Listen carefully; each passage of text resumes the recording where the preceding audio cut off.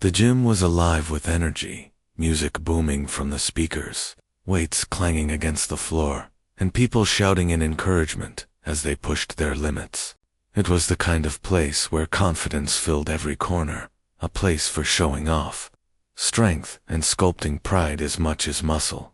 Among all that noise and intensity, there was one man who moved quietly, almost invisible: David, the janitor.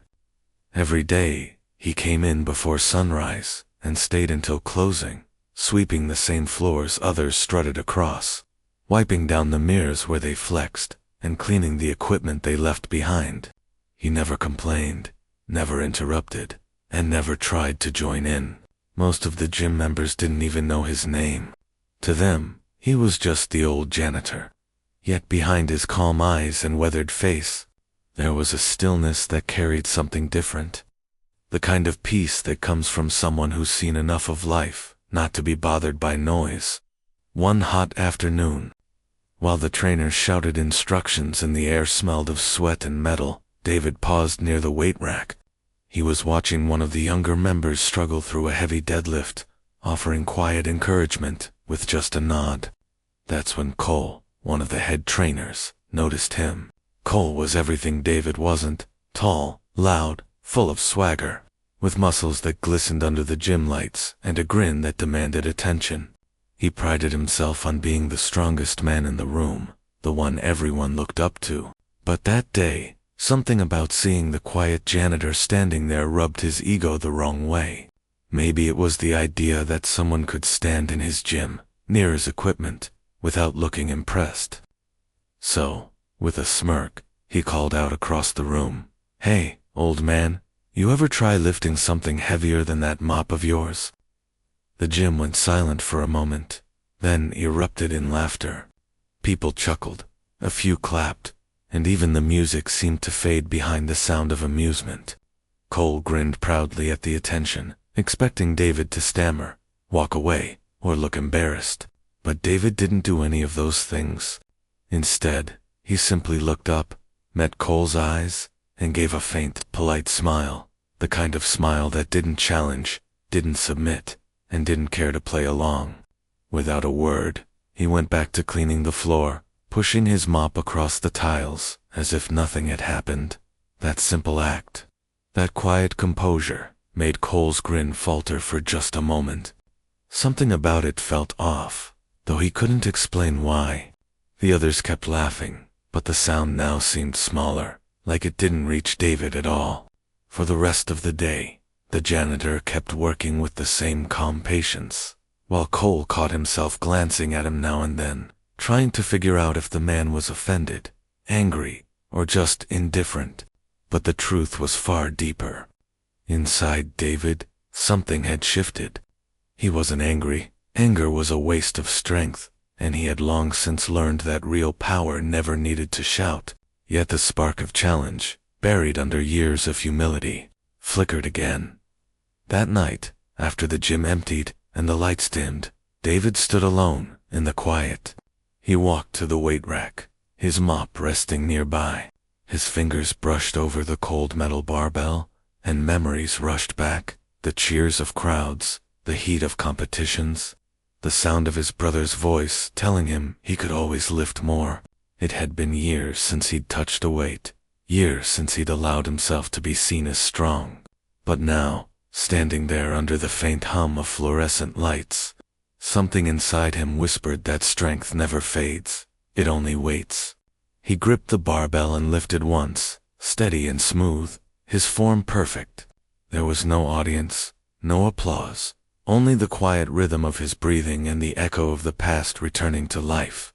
When he finished, he smiled faintly and set the weight down with care. He didn't need to prove anything, not yet, but tomorrow, when the gym filled with noise again, he knew there would come a time to remind them all that strength wasn't measured by who shouted the loudest. It was measured by who stood the tallest when no one was watching. And for the first time in years, David felt something awaken, not his pride, but his purpose.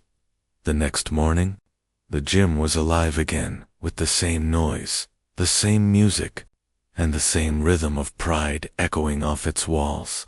David was back at his usual spot, mopping quietly near the weight racks, pretending not to hear the whispers from the day before. But people remembered the joke Cole had made. The laughter still lingered in their minds, and today, everyone seemed to be waiting for a sequel. Cole arrived, confident as ever, flashing his usual grin. But behind that smile was a flicker of something different, curiosity. He couldn't stop thinking about how the janitor had looked at him yesterday.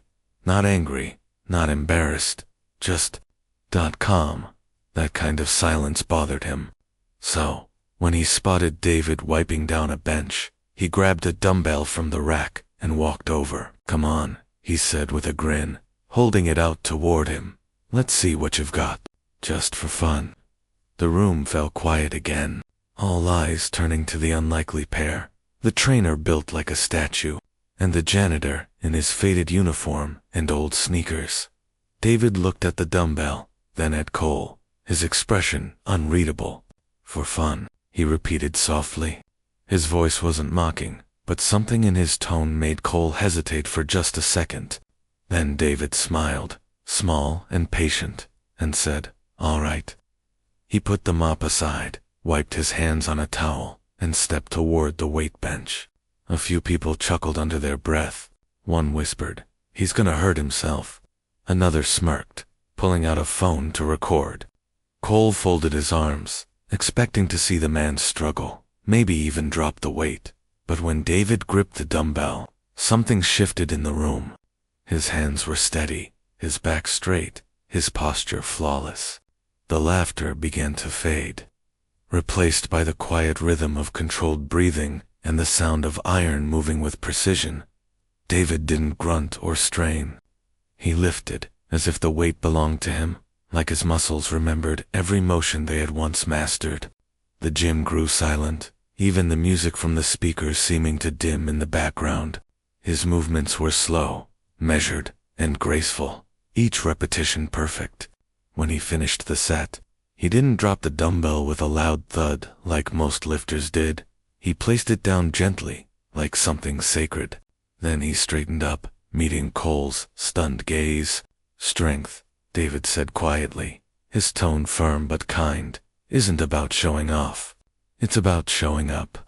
For a long moment, no one moved. The words hung in the air, heavy and real. Cole opened his mouth to speak but couldn't find anything to say. The people who had gathered to laugh were now silent, their phones lowered. What they had just seen wasn't a show of brute power, it was something purer. There was dignity in the way David carried himself, a quiet authority that came not from muscles but from experience. Without saying another word, he picked up his mop, wiped the small spot on the floor near his feet, and went back to work as if nothing had happened. Cole stood frozen, the dumbbell still warm from David's hands. Something inside him shifted. For years, he had equated strength with how much you could lift or how loud you could be. But in that one small act, David had shown him something deeper, that true power was silent, controlled, and humble. Around the gym, the whispers started again, but they weren't mocking anymore. They were filled with respect, even awe. Some said, "Did you see his form?" Others murmured, "That guy's done this before." But no one dared to laugh. As David continued his work, he didn't smile or look proud. He simply moved with the same calm rhythm as before. Yet inside him, there was a sense of peace, not because he had proven anyone wrong, but because he had reminded himself of something he'd almost forgotten. Strength wasn't about attention, it was about integrity. And as the gym returned to its usual noise, Cole knew things wouldn't be the same again. He looked at the janitor, the man he had mocked, and realized that in trying to test him, he had just been taught a lesson he'd never forget. The gym was so quiet that even the sound of the air conditioner seemed loud. Everyone stood frozen, eyes darting between Cole and David. Cole's usual confidence had vanished, replaced by something he couldn't quite name, confusion, maybe even guilt. He had seen people lift with strength before, but never with that kind of control. There was something different about the way David had handled that dumbbell, like it wasn't just a piece of metal, it was a memory. One of the older members, a man with gray hair and years of experience written in his face, broke the silence. "You don't know who that is, do you?" he said quietly. His voice carried through the room like a secret finally being spoken aloud. Everyone turned toward him, waiting. Cole frowned, his curiosity piqued. The older man nodded toward David, who was now back to his work, wringing out the mop and wiping the floor with the same steady patience, as if nothing had happened. "That man," the old member said softly, "used to be one of the strongest lifters in this city." The whisper spread through the gym like wildfire. People who had just seen him as a janitor were now staring with disbelief. "You're kidding," someone muttered. But the older man only shook his head. "No, I'm not. His name's David Ross.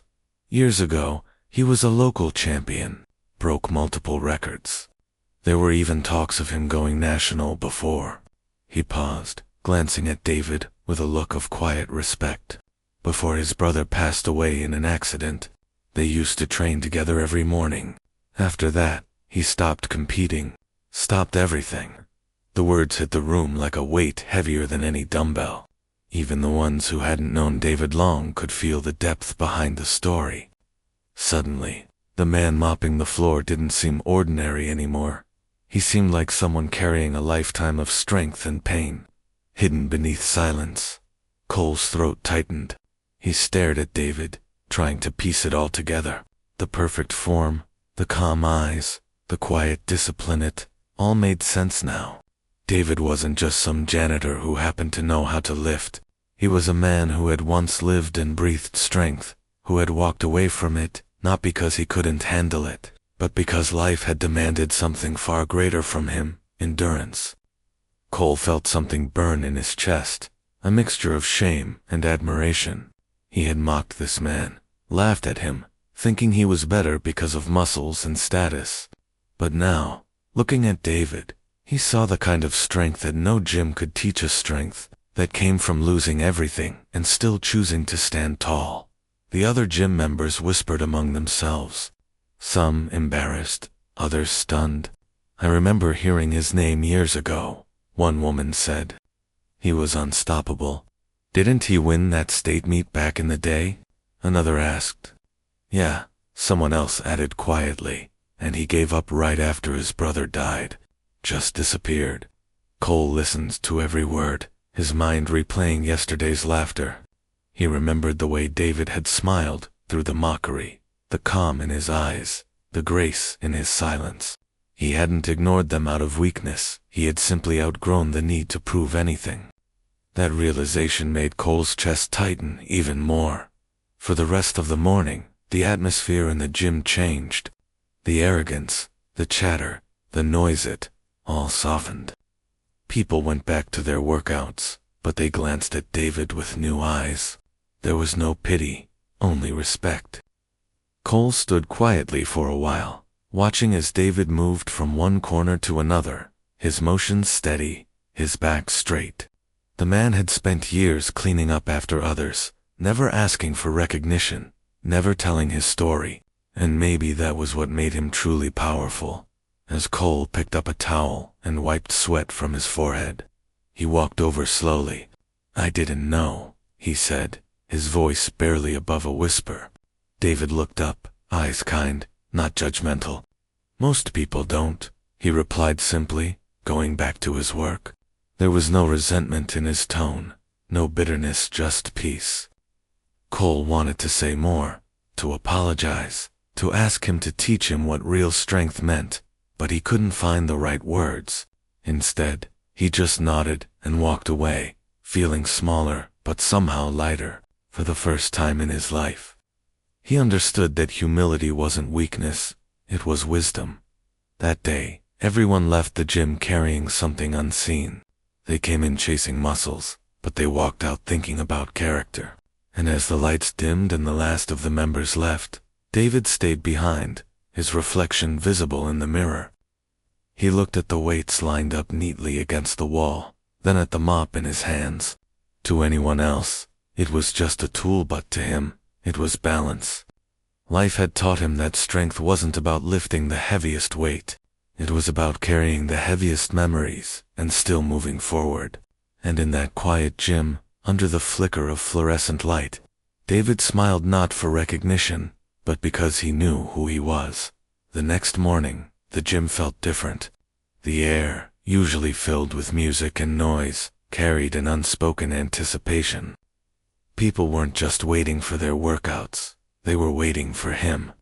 David arrived as he always did, his old jacket zipped up, his mop balanced on his shoulder, his expression calm. But today, there was someone standing by the entrance, Cole. Gone was the smirk, the loud energy, the arrogance that once defined him. He looked nervous, almost hesitant.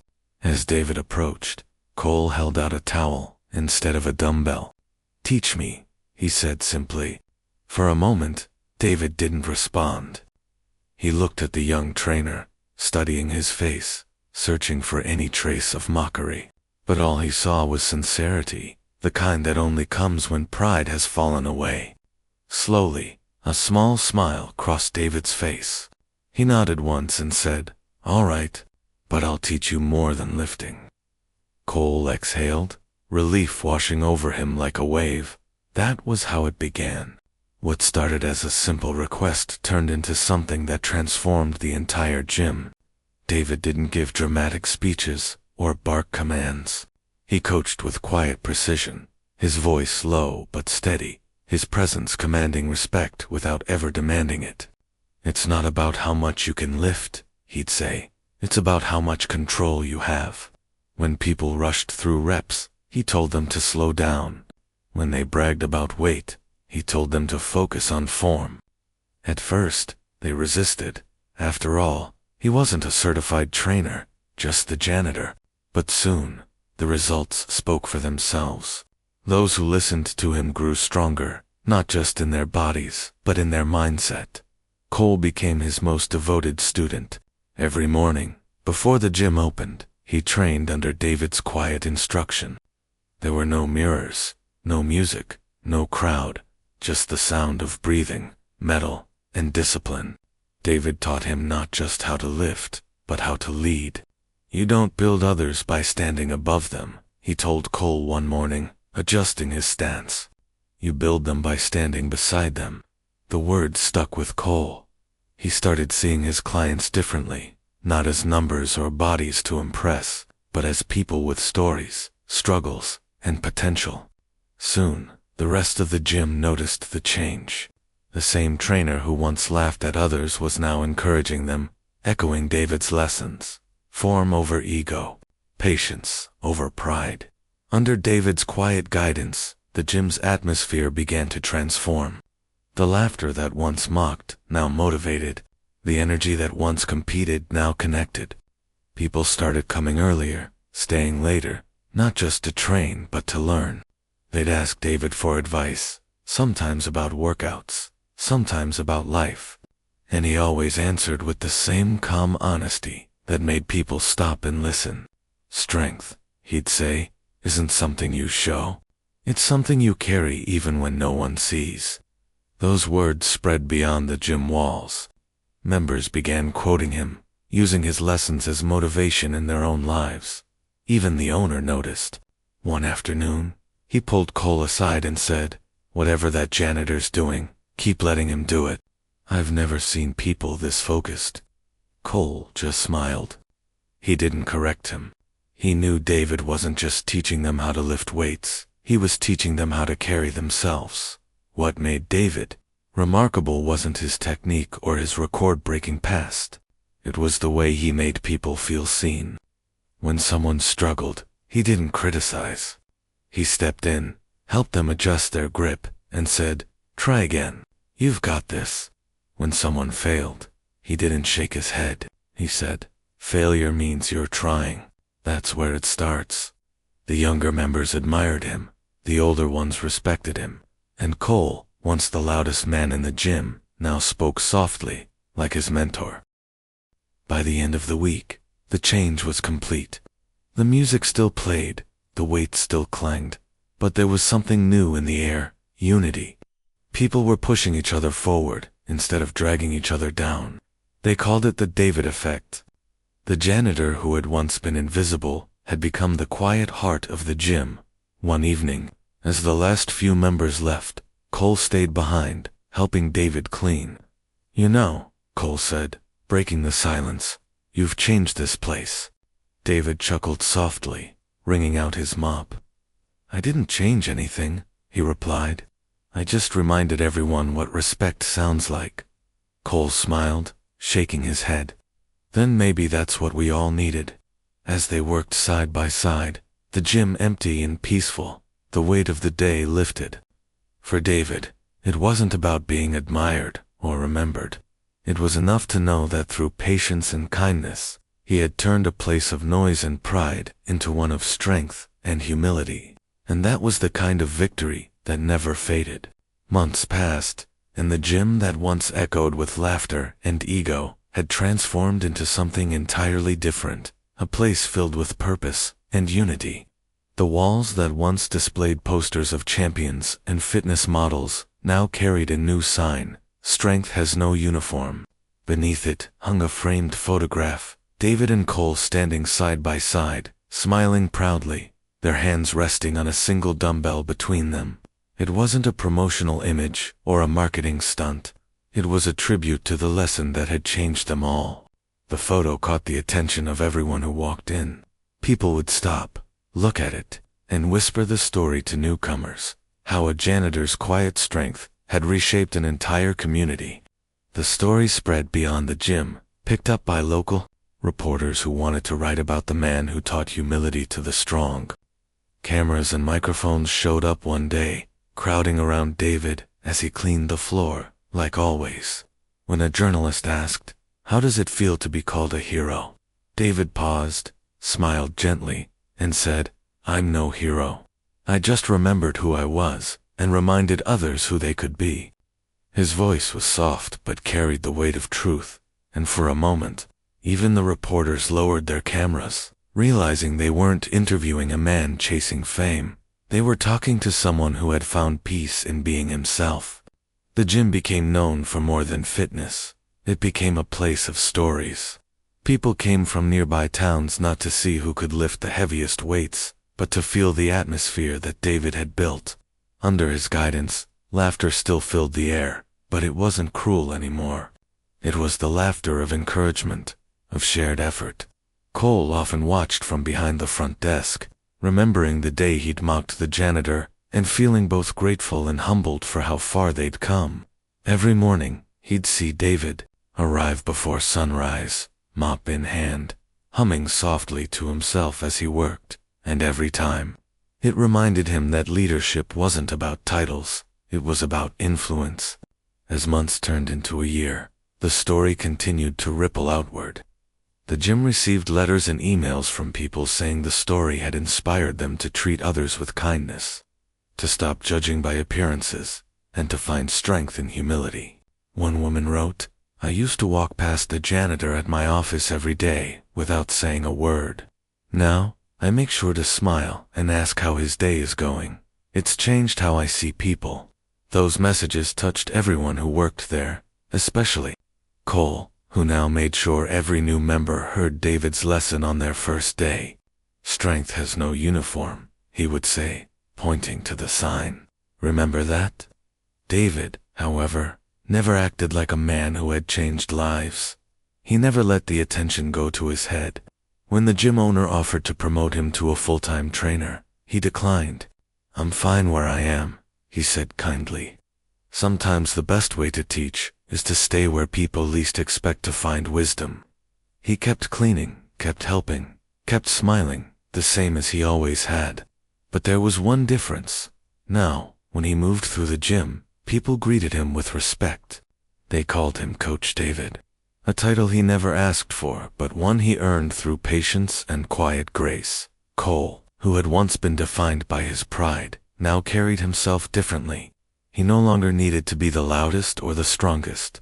Instead, he tried to live by the same example David had set. One evening, as the gym lights dimmed and the last of the members left, Cole stood by the photograph on the wall, staring at the faces frozen in that frame, his and David's. "You changed everything," he said softly, as David walked by. David chuckled and shook his head. "No," he replied. "You did. I just gave you a reason to look deeper." Outside, the city buzzed with noise, but inside that small gym, peace lingered. The echo of clanging weights and laughter, mixed with something unseen, respect. David's story became legend, but he never wanted that title. For him, it was enough to know that the gym that once mocked him now carried a piece of his soul, one built not on pride, but on character. The people who trained there didn't just chase strength anymore. They carried it with humility.